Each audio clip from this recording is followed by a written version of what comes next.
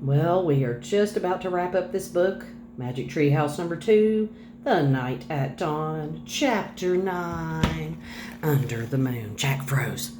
"It's him," Annie whispered. The knight held out his gloved hand. "Come on, Jack," Annie said. "Where are you going?" said Jack. "He wants to help us," said Annie. "How do you know?" "I can just tell," said Annie. Annie stepped toward the horse. The knight dismounted.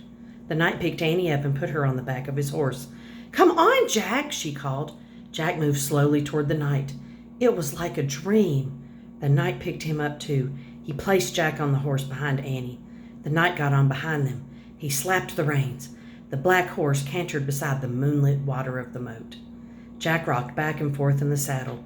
The wind blew his hair. He felt very brave and very powerful. He felt as if he could ride forever on this horse with this mysterious knight over the ocean, over the world, over the moon. A hawk shrieked in the darkness.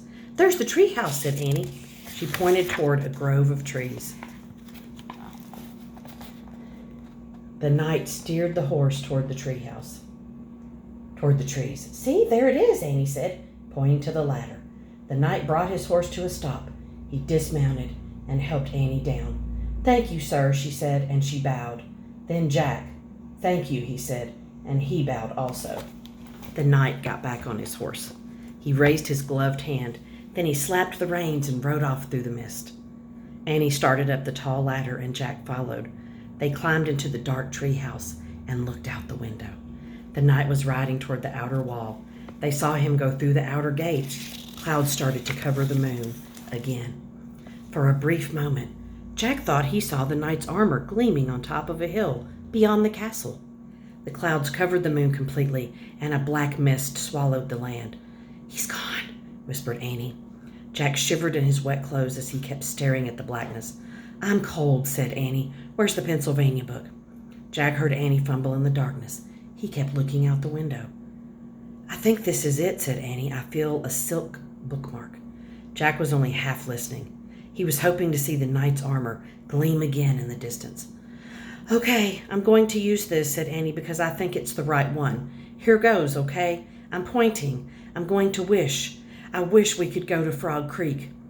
Jack heard the wind begin to blow, softly at first. "I hope I pointed to the right picture in the right book," said Annie. "What?" Jack looked back at her. "Right picture? Right book?" The treehouse began to rock. The wind got louder and louder. "I hope it wasn't the dinosaur book," said Annie. "Stop!"